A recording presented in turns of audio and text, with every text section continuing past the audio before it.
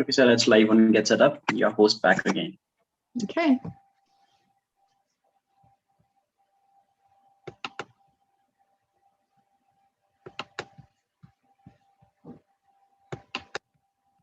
Okay, I think you should be good to go, and so should I.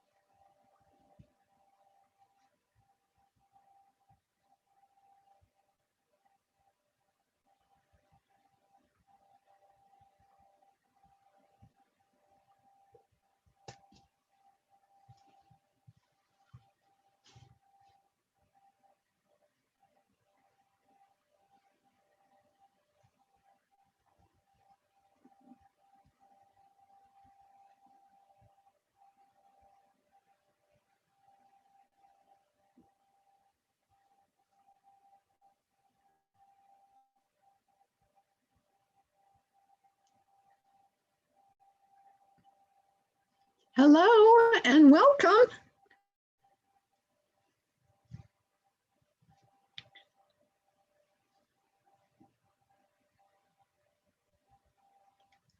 I see Roy T's iPad. Is it really Roy?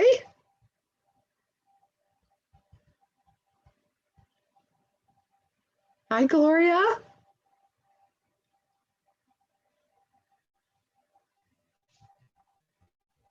Welcome, everyone. Welcome. Give everybody a minute to get in before we get started. Where's everyone from?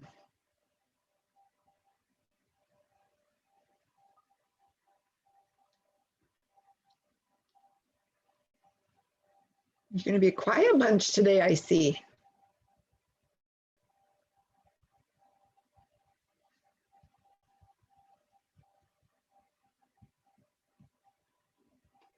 All right, I'm going to go ahead and get going. I'm not quite sure how many more people we have joining us, but I'm going to go ahead and I'm going to share my screen and we'll get started. I hope you are here to join me for the 10-minute table runner class that we'll be doing for the next hour together.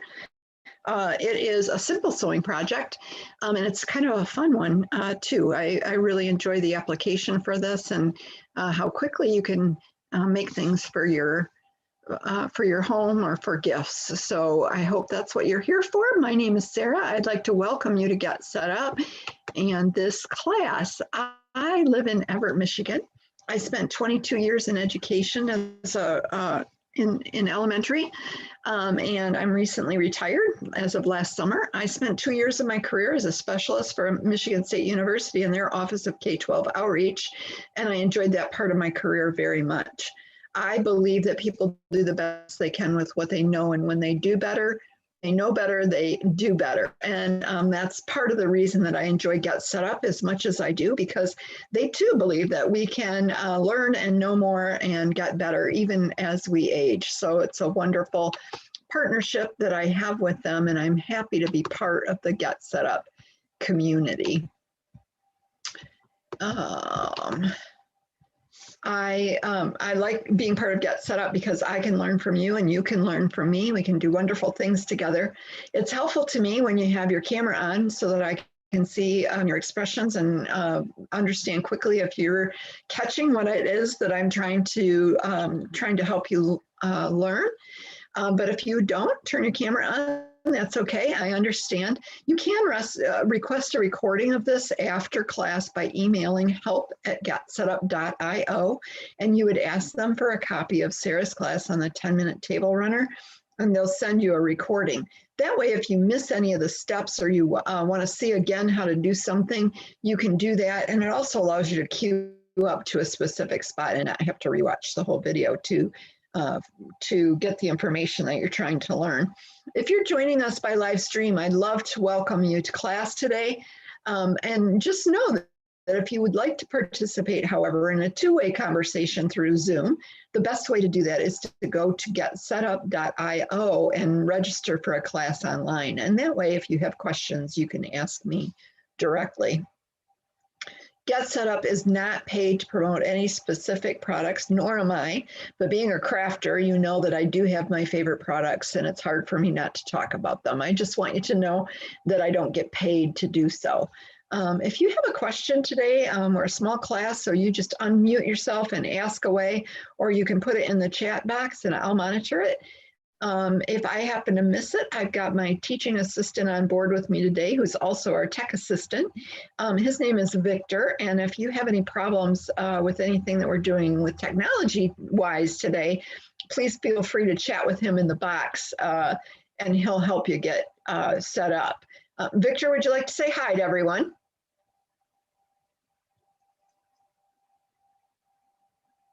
Nope.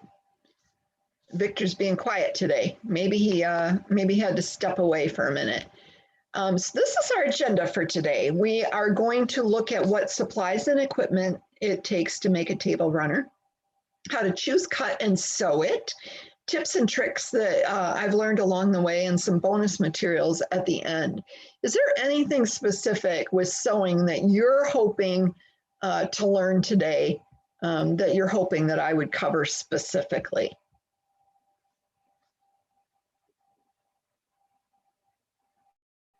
I'll give you a minute. I'll give you a little bit of wait. Just about the supplies that we would need the next time we meet. Yes. That's okay. Mm-hmm. All right. Thank you.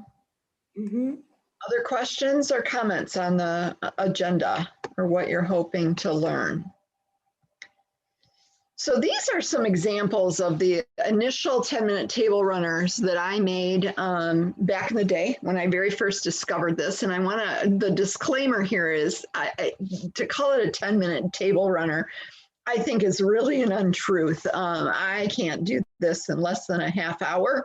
And I consider myself a fairly accomplished sewist. But I left it named that because if you want to see how someone else puts it together, you're going to want to Google the term, the 10-minute table runner, because this is what this particular table runner is coined. When I first ran across this pattern, I did several of them for gifts, and I also decided that I was going to do one for each month of the year. You can see how far I got. I got through Christmas, I got through Valentine's Day, and I got through March's, St. Patty's Day. And that was as far as I got. But those were fun table runners, and they decorate quickly and easily and add a pop of color. For today, we're going to be I'm going to be demonstrating this particular table runner. It's the same table runner, just a little bit different dimensions than what you're seeing in the pictures in front of you. And I use this chili pepper fabric and the red solid for Cinco de Mayo, actually. It's part of the series that has the paper flowers in it as well. And my beautiful big yellow paper flower looks lovely on top of this table runner in my living room. And that's a close-up of the one that I just held up for you. And this paper is from, this tissue paper flower is from my class called Paper Flowers, if you're interested. Okay, so you were asking, I think, Denise, I think it was you that you were asking about what supplies you'd need. And these are the supplies. So you're going to want to have 2 pieces of fabric. I like to use 100% cotton for anything of this nature, and all of my quilting. I use 100% cotton. You could use a cotton blend. I would imagine you could use other fabrics, although I think the cotton just works up the very nicest. The border in the back piece or the red part of this pattern is 5/8 of a yard. I purchased 5/8 of a yard, which is the same as 22.5 inches. And the center piece is 1/4 of a yard or 9 inches for that piece that goes in the center. If optionally, if you want to line it with quilt batting or iron-on interfacing, you may. I don't do that for any of mine. I like how easy it is to wash and dry and put back on the table. And I like how thin it is without the batting as well. That means that if I set a candle on it, for example, I don't have to worry about it being a little bit tippy. So I don't line mine with either interfacing or quilt batting, but know that you can if you want to. You'll also need a spool of matching all-purpose thread, but you won't be using a whole spool. There's actually only 4 seams in this entire project, 4 straight seams and top stitching. So it really truly is a very simple project. And then you'll need straight pins and a pin cushion. What questions might you have on the supplies? Now, Sarah, Yeah. that particular runner, is just for a centerpiece. Suppose you wanted to go from end to end of your table. Of course, I would need more than what you put out there. Right. So the beauty of this one and what makes it so simple is it's you know how if you walked into a fabric store, and I'm going to talk about that in a minute, and you bought fabric on a bolt, it would be approximately 42 to 45 inches wide. It uses the width of the fabric. That's why you only need the 5/8 and the 1/4. If you were going to do it longer, it would put seams in odd places. So you would have to go the other direction on the bolt. And I there's no way for me to be able to figure that out on my feet, you know, but you would want to measure accordingly. I think you could adapt it though. Just know that you're going to be going the other direction on your fabric. Okay. All right, so you'll need your sewing machine, you'll need scissors, an iron and an ironing board, and optionally you can cut it using a cutting mat, a long straight edge quilting ruler, and a rotary cutter. If you don't have those things though, you can just cut this out with scissors. You don't need any special equipment unless you just happen to already have those items and you want to cut it with that. Now I want to talk for a minute about choosing fabric. This is a beginning sewing class, and so I want to talk for a minute about this. If you walked into a Joann's, which is my favorite place for shopping for fabric, other than my local mom and pop owned quilt shop, you'll see fabric is usually on what they call a bolt on shelves, and you can usually see the fabric from the side. But what you really need to know is hidden on the end of the fabric, right? So on the end of the bolt. So it's telling us who made it, what the name of this particular print is, what the content is, and this is where you would go to find out if it's cotton or a cotton blend or something completely different. It's telling us that the bolt on this fabric is 43 inches wide. It tells you how you're going to care for this, like your laundering instructions. And I had somebody that was in my class the other day say that she always takes a picture of this. And I thought that was a great idea because when you buy the fabric, this part doesn't come with it. And so if you don't look at the bolt, you may not know how to care for your fabric. And then this price in the United States is the price per yard. So you're going to take that fabric to the cutting counter, which oftentimes would look like this, and they're going to cut off the bolt, the size pieces that you tell them to cut off. They're going to give you a slip of the cost of that fabric, and that's what you're going to take to your checkout counter. And I know that may seem obvious to some of you, but I will tell you I was recently in a Joann's with in the line at the front, And the gal behind me was a very young gal, early 20s, I'm going to say, had a whole bolt in her hand. And I said, "Oh, what are you going to be making?" And I suspected she hadn't had it cut and measured. And as I struck up that conversation with her, I was able to explain how to take it to the cutting counter and get what she needed cut. So even though this may be obvious to some, it's not obvious to everyone. So I wanted to share that.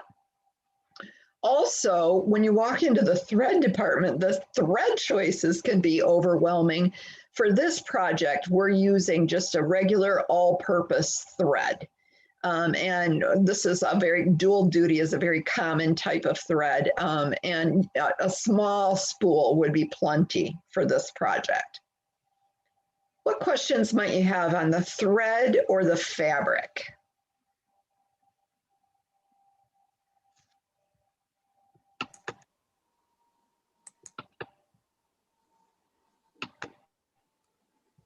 All right, I'm going to show you how to cut the fabric on my rotary cutter. I mean, on my rotary cutting mat. All right, we're gonna start with the red fabric. And what we need to do first is make sure the fabric's folded in half lengthwise with the selvage edges together. Now the selvage edge of the fabric is the smoother, the finished edge, not the cut edge as you get it from the store. It's easier to see what a selvage is on printed fabric often because the selvage edge is usually white. And it also will include information about the manufacturer of the print in case you want to purchase it. So I got to share something that I learned with you all the other day that I did not know before. I've always seen these colored dots on the edge, and I always thought that had something to do with how they lined the fabric up to print it. And it doesn't. What those dots are on there for is you can take this bolt of multicolored fabric, and what they're telling you is any one of those dots would be a complementary color that you could get a matching fabric and use. And I thought, oh my gosh, I've seen that forever and did not know that. So what a great tip that was. More later on. So this is the selvage or the finished edge of this fabric, but we're going to start with this. So I've got my selvages up here, and I fold down here by my body. I'm going to bring the fold up to the top. I like to do this because it takes up less space on my mat, and I don't have to turn my mat the other way, nor do I stand it, and I have to stand at the narrow end of my table.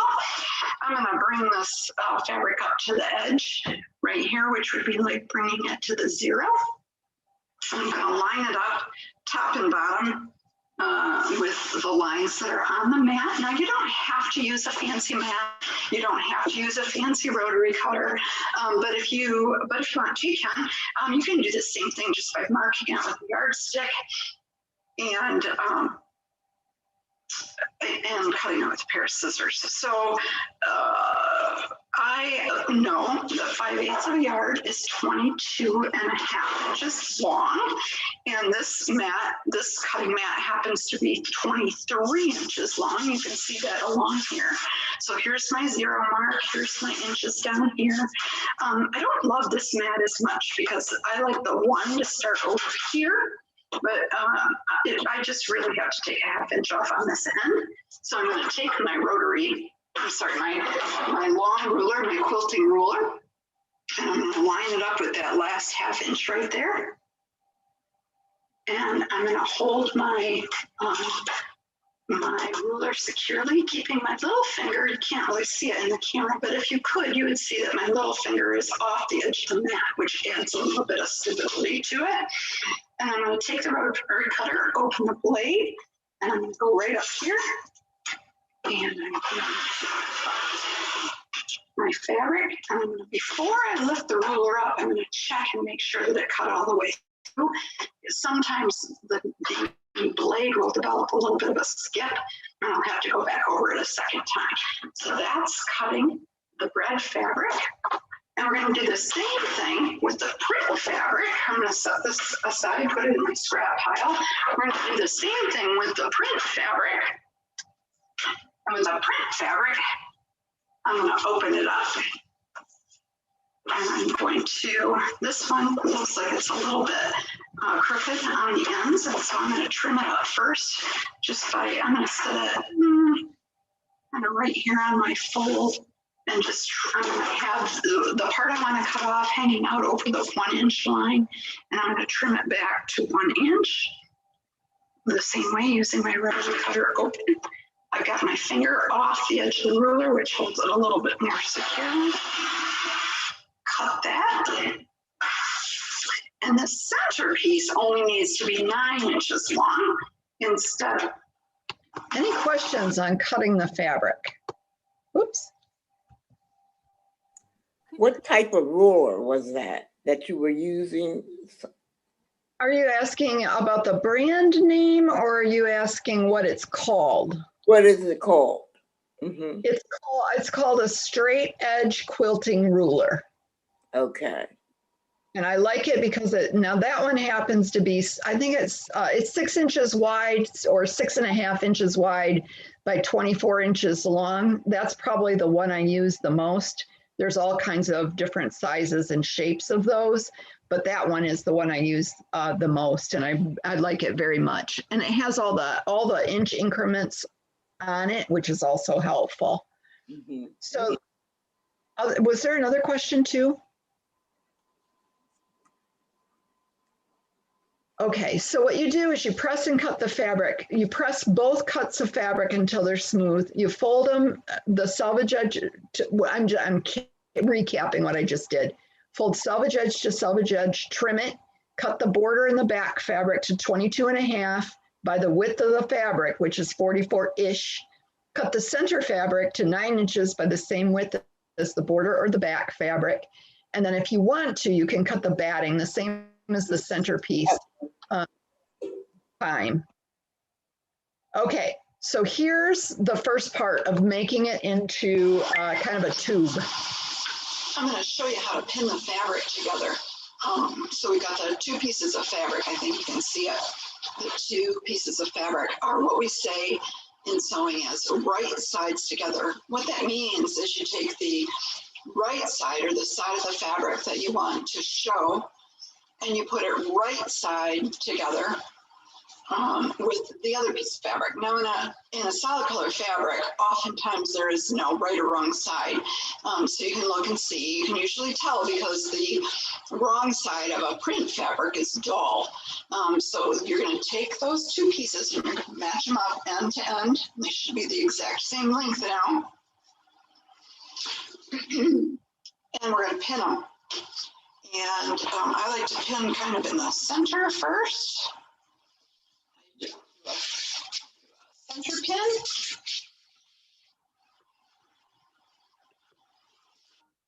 So I won't make you sit through me pinning the whole thing, but I'll tell you that I pinned in the center, I pin on each end, and then I do it about every 4 to 5 inches in between, making sure that my pin is perpendicular to my fabric so I can easily pull it out when I'm sewing. This is demonstrating the sewing machine itself. What I'd like you to see here is the actual sewing machine itself. It comes with some automatic presets, and most sewing machines do. And for standard sewing, I'm going to leave everything on the machine preset. I've got my thread threaded through on the top. I've got my bobbin thread down here. And I've got my thread pulled under the foot, both threads pulled under the foot into the back. That keeps the nesting down, so that's the best spot for the thread. And then it calls for a 1/4 inch seam, which is right here and just slightly inside the edge of the foot right here. And that's where I'm going to start sewing for my first seam.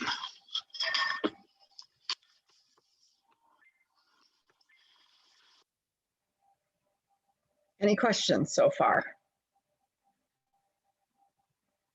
So what I did was I sewed that first seam, and then I did exactly the same with the opposite side, where I put the opposite edges together, and that turned the whole thing into a tube, which forces the red to make the border that you see once it's turned right side out. So here's this part of it. I just want to show you ironing it because I've got this raw seam that I want to have it lay flat. And so I'm going to do this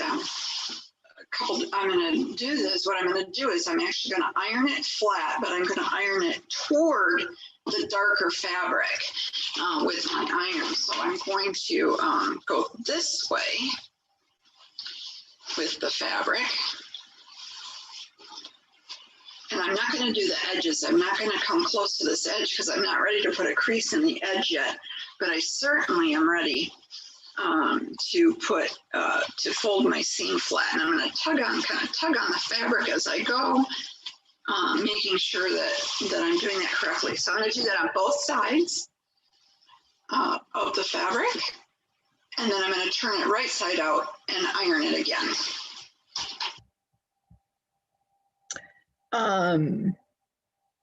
So if you've ever had previous sewing experience, you probably heard about pressing your seams open.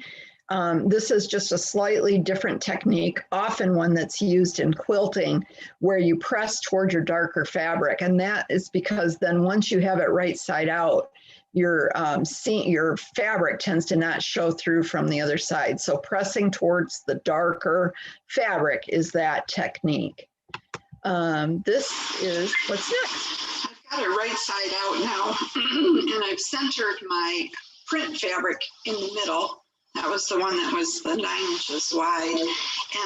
And what it does is it makes a border out of the red automatically because the print is smaller than the solid.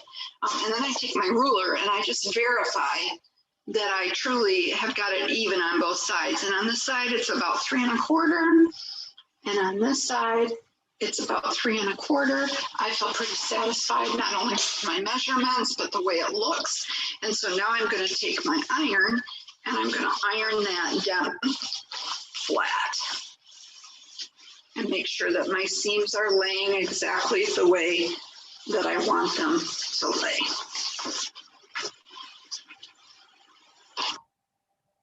Any questions on where we are so far with the tube? I just want to show you.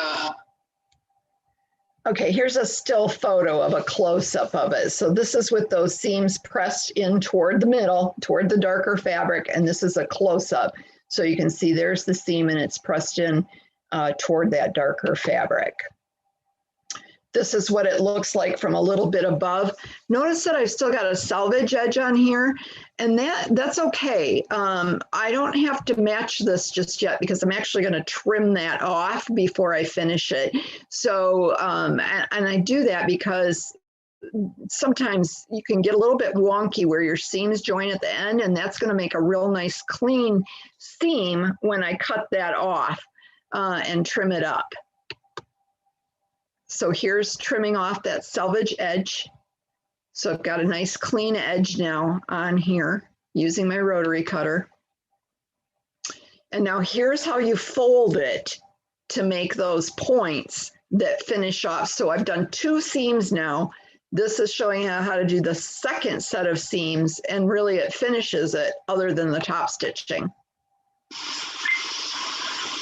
Once I've trimmed my selvages, I'm going to fold this together lengthwise, back to back. So I'm going to fold it this way in half the long way. I'm going to pin each end in place. So I'm going to shore these ends up right here. I'm going to shore these up, make sure that they're laying nice and flat and that they're squared up. I'm going to pin them using 3 pins on each end. You can use a 1/4 inch seam here if you want to, but I'm going to use 1/2 inch just in case I've got, for some reason, one layer or another off. I'm going to sew a 1/2 inch seam along this edge. And I'm going to pin it down here the same way, and I'm going to sew a 1/2 inch seam across that end. Okay, here's now I've sewed those 2 seams, and I'm going to come back and I'm going to show you the next step. I'd like you to see how I'm going to trim and turn it now that the seams are done. I have 4 seams, so the seams, the main seams are done. And I'm going to trim it.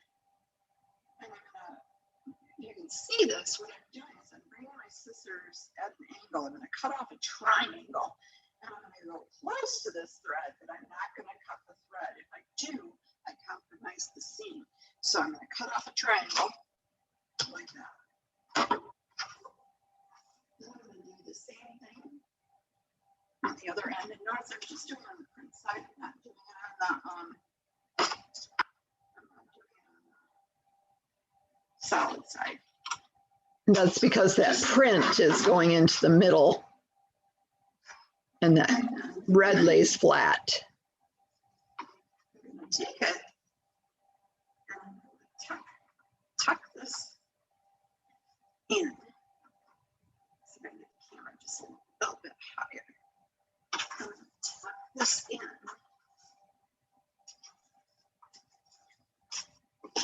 And make this nice triangle end. Sometimes on these scissors, you have to be careful with this part because you can poke through. And I sometimes on these scissors and poke that corner out real nice. And then I'm going to pin that down. And I'm going to top stitch right across here. And I'll come back and show you what that top stitch looks like. So one more time on the other end. I'm going to iron it. I'm going to turn it. I'm going to iron it. And I'm going to top stitch it. So turn and top stitch is next. Put that to lay nice and flat. I want this seam to be centered with the print. So you know, make sure this and this are parallel. Pin that down to the top seam.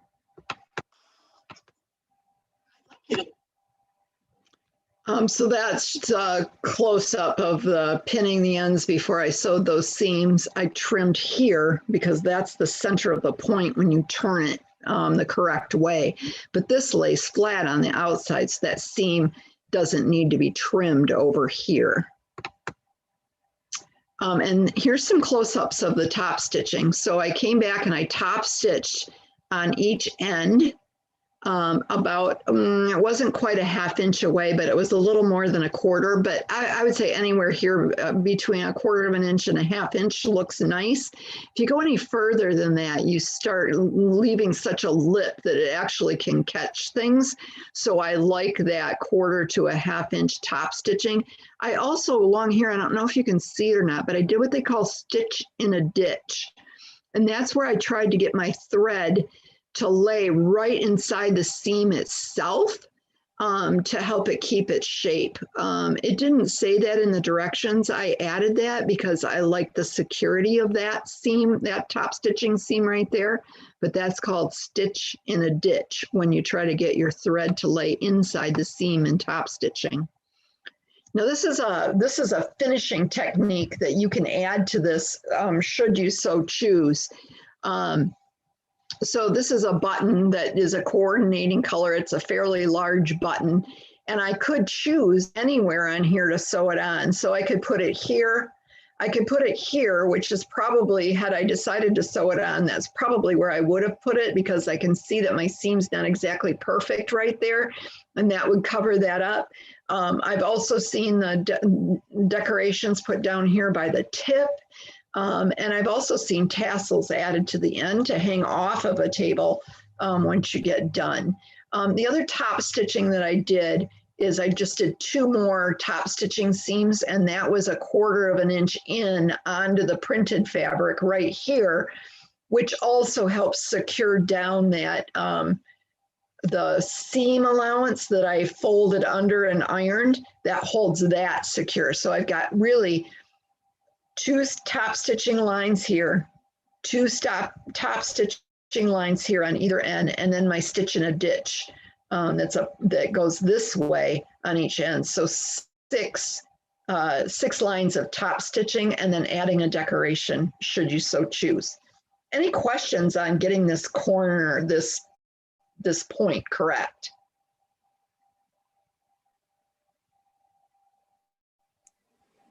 I probably would have plenty of questions once I started, Sarah. Yeah, you should give it a try, Denise, and then come back another time and tell me how it's working out.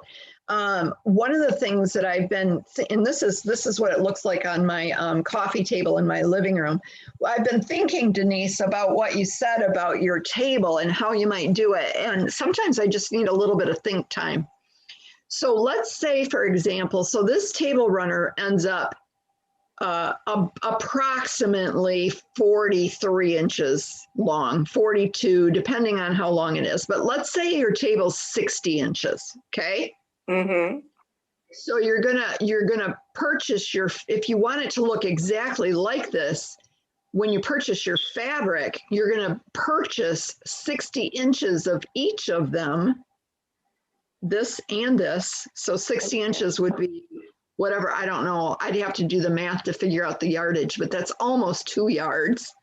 So let's say your table's 60 inches. So you cut 60 inches of each fabric, and then the opposite direction, you would cut it 22.5 inches wide for the one color, and you would cut it 9 inches wide the other. You're just going to have a lot of scrap fabric if you do it that way, which is fine if you don't mind having a scrap stash.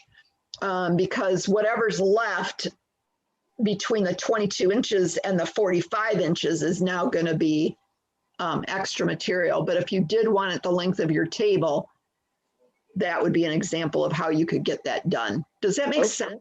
Yes, definitely. It makes sense. All right. Mm-hmm. Sometimes I just need a little think time.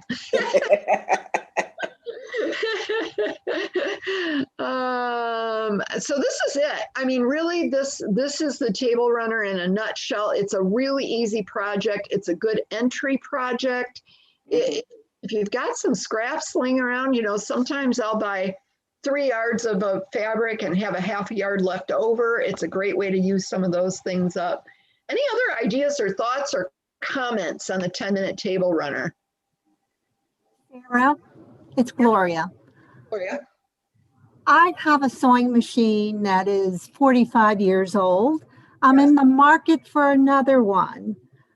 Can you recommend any sewing machine? I'll tell you I don't do a lot of sewing, so I don't need a high end. So if you don't do a lot of sewing and you don't need a high end and you're looking for a newer entry level, Brother makes an entry level one and Singer makes an entry level one that's nice. You can probably get yourself in business for around $100 with one of those brands. Mm-hmm. I own both of my machines are Genomes, and I paid several. When I say both of my machines, I have an embroidery machine and a sewing machine, so 2 machines, and I paid probably around the $500 mark, $400 or $500 for my Genome sewing machine. It's a workhorse. I mean, I won't ever have to buy another machine the rest of my life. What I see, you're using like a model that sits on top of a table. How do you like that? I'm used to one that's in a cabinet and, it's level with the table. So it's, when you feed the material, it's all flat. So Gloria, whatever table your machine is in may work for a new machine. So those tables, when they used to be so popular, they were made to interchange sewing machines. And my sewing machine, I believe, I'd have to check to make sure, but I believe my machine could be taken out of that case and put in a table. But mine's on a hinge. It folds and goes underneath, and it makes a table. So yeah. So I'm trying to remember. My mom had the style you're talking about, but I didn't ever. I'm trying to remember. I don't think I ever really sewed on that very much. I've only ever sewed like the setup you saw me using Yeah, and yeah. Mhm. me ever, and I quilt the same way. Yeah. So I guess I would just have to get used to it.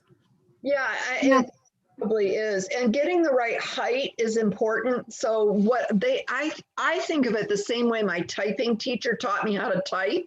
She said, you want your chair, I'll stand up for just a second so you can see, so that you want your chair so that when you're typing, your arm is level with your body. In other words, your elbow is at a 90-degree angle when you type. And so when my husband actually made me that table that you saw me in the video with. And that's what we did. We worked together to make sure that it was exactly the right height so that when I sew, I'm not sewing like this, if that makes sense. And that helps a lot. I liked your project. It looks like it could be a fun thing to do. And I like the holiday themes. Yeah. That sounds great. Yeah, it's real interchangeable, real easy to make as gifts too. Mhm. So that's a nice benefit. So we've got a few minutes left. I think I put my extra video in here. Yes, on fabric selection. I can play this unless you have questions specific. Otherwise, I'll go ahead and I'll play this video. I want to make sure I've answered all your questions though.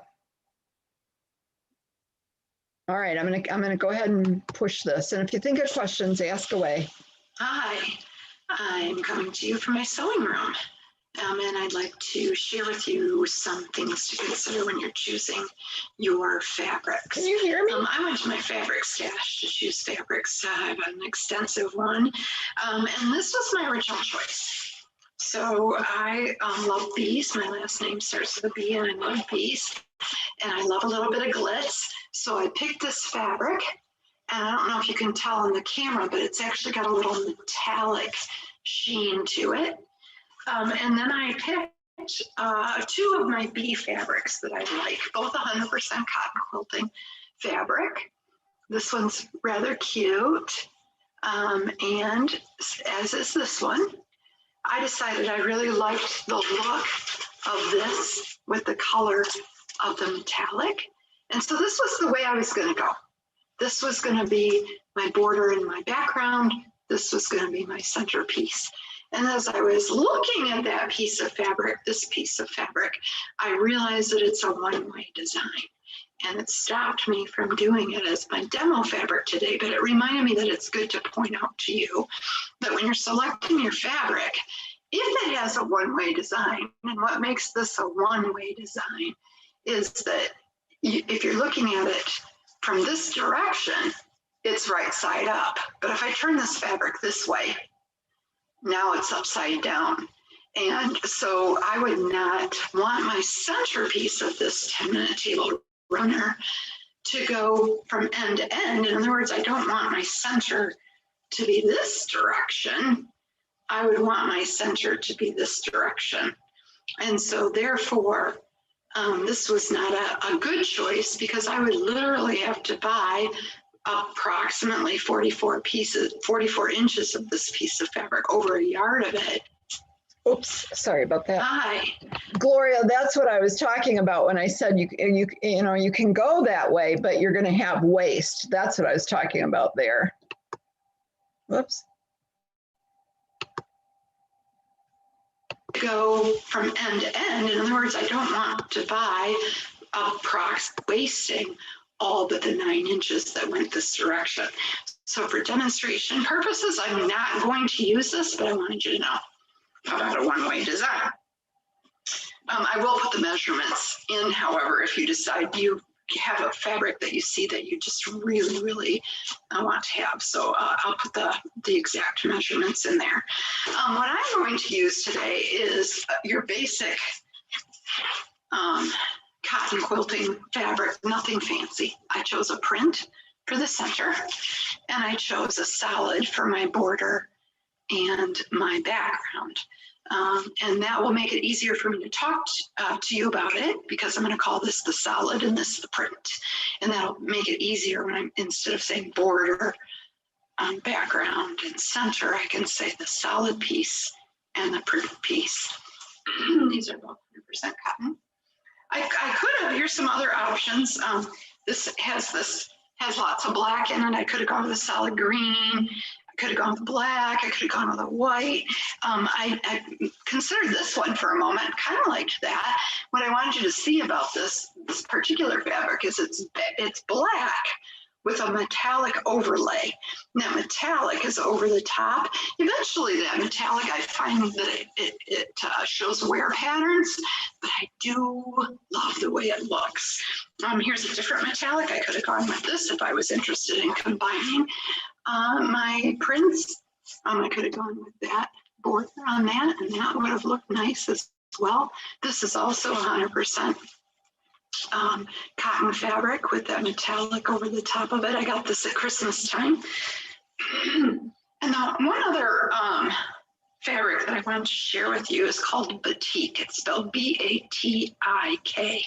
I am particularly fond of batiks because I like both the patterns that they come in, and I also like the feel of them. So if you go into the fabric store and you go to the batik section, they're usually sold together in the batik section. There will be a variety of these in different colors and patterns. They're 100% cotton, but they're very tightly woven, and so they have a more satiny feel to them. That's one of the reasons that I love them, is the way they feel. But I also love the variations in the designs in the batiks. I also wanted to just mention fat quarters. So this looks like a batik. It's sold in the fat quarter section in the fabric store. Here's a different one, same thing. Fat quarters are a quarter of a full yard. So if you took a yard of fabric and cut it up the center between the two selvage edges, and we'll talk about selvages in a minute, you cut it up the center and then you cut it in half, you would have 4 18-inch by 22-inch pieces of fabric. And that's what a fat quarter is. Fat quarters are a lot of fun because you can get a little bit of fabric and for tiny projects, or you can get a little bit of fabric if you don't need a whole yard. But it's not appropriate for this project, which you need full 44-inch-ish width of fabric. And so I wanted to show you, this is a fat quarter in case you see it and you wonder if that would work. It wouldn't. The other thing is that I know this is a batik look, but it's not a batik feel. And so it's a little bit of a something that you have to watch out for if you really love the batiks. So that kind of summarizes the material selections that we're going to have for today. I'm going to go with this. And I did choose some red thread. I could have gone with black. I could have gone with white. If I had multiple colors and I didn't know what to choose, the rule of thumb is pick a very light gray, and it kind of blends in with everything. But this is a Coates and Clark all-purpose thread that I'll be using today. Oops. All right. What questions do you have now? Any questions on selecting fabrics?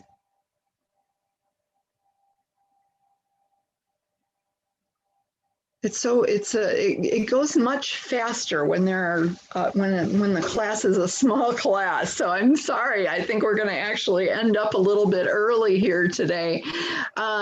Here's some of my related classes. And I want to thank you for joining us. If you have any feedback that you would like to give, you can always email Liz at getsetup.io. She loves to hear from people. These are classes within the series, The Mexican Fiesta, that have other classes related to this theme. Here's some of my next classes that are coming up. After we get done, I'll send you the measurements for the table runner so you have them in your email that you get from me, and that'll be in the class notes section. If you scroll down, there will be this button, and if you press on this give feedback button, you can give me feedback, and I love to hear from people. I read every word that comes in, and I use the feedback I get to change my classes up if I need to. So the feedback is very helpful. In the feedback section, you can rate me with stars. You can rate the session itself with stars, me personally. You can add comments there if you want to, though you don't have to. Down here, you can write a sentence or a paragraph about what you thought about the class today, or you can also make suggestions of future classes that you'd like to have right there in that box. And that's how it gets to our master list within Get Set Up, and that's how new classes are chosen and created. So please feel free to give me your feedback. And you can invite a friend. So as soon as you sign up for a class, you'll get this button that looks like this. And if you click here, you can share the class through Facebook, through WhatsApp, or through an email. And that's a really nice feature for the class. Get Set Up, you know probably already about Get Set Up, that you can host, you yourself could host an interest group. You can suggest new classes. You can tell us about your organization and we'll reach out to them. You can request a recording, as I've already mentioned. All of those things can be accomplished by emailing help@getsetup.io. And that is the end of that. I'm going to stop the share for just one moment and check and see if there's anything that I've missed over here. We do have a few minutes left before the top of the hour. So what I'd like to do, if you're interested, is to show you how you can find out a little bit more about the classes. So I'm going to share my screen again. And what you'll see on my screen is my homepage for my learning, for my web page as a learner on Get Set Up. So this is where, this is my personal account where I first signed up to be a Get Set Up learner. And you can see I've taken 47 Get Set Up classes. This 28 days is somehow off because I started in the middle of January. But I want to show you this because I think it's a feature that a lot of people don't necessarily know about. So when you're on your home page, and this shows up better on a full-size laptop or computer, it's not as easy to access on your phone. But I'm right now, because this is navy blue, I'm on my home page.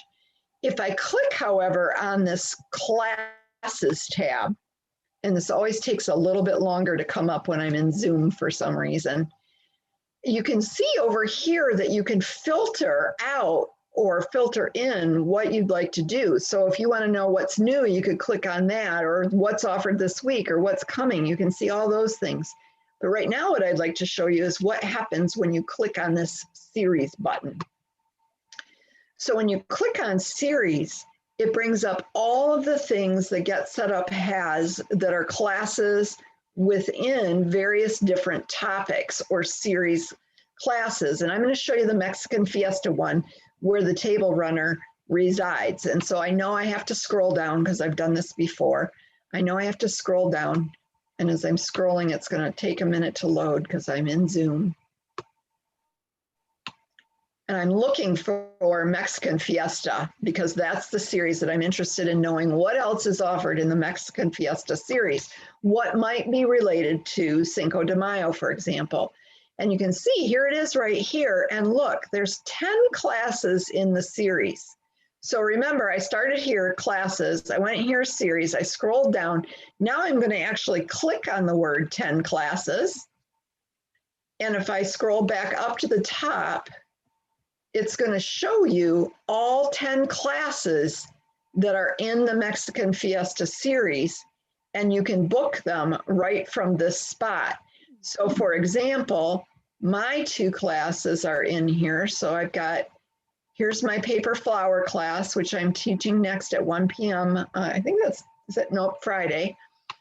And then the 10-minute table runner should be on here. Not quite sure where that one's hiding. There it is, right there. There's the 10-minute table runner. But you can see there's all these other really neat classes in there as well. Now I'm going to go back for a minute to my classes page and just show you. Let me go back to my home.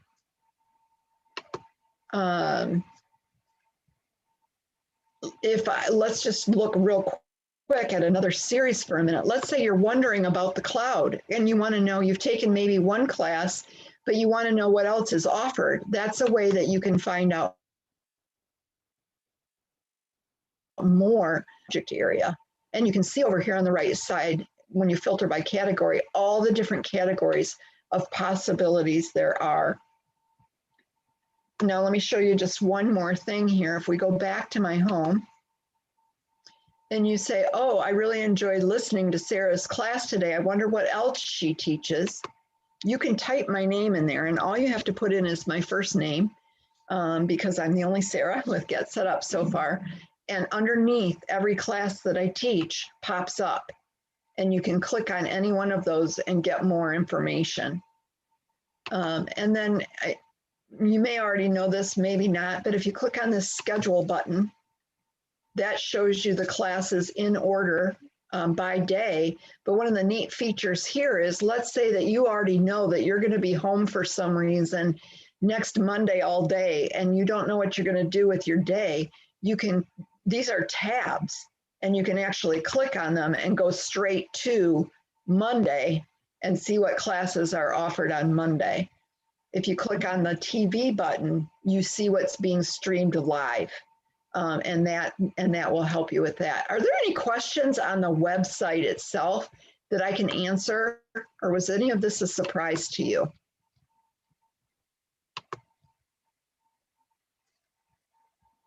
No, I just experiment, just click away and see what I can find. But thank you. Good. I hope that helped. All right. Well, you've been a wonderful class today. Small but mighty.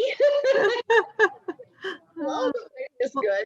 Well, I hope you come back again and maybe share a completed table runner that you've done. Any last questions before I sign off? maybe we'll do a 4th of July. That'd be great, wouldn't it? Yes, red, right. red, white, and blue. Right. Thank you, Sarah. You're welcome. Thanks for joining me today. Bye now. Bye. Bye, Denise.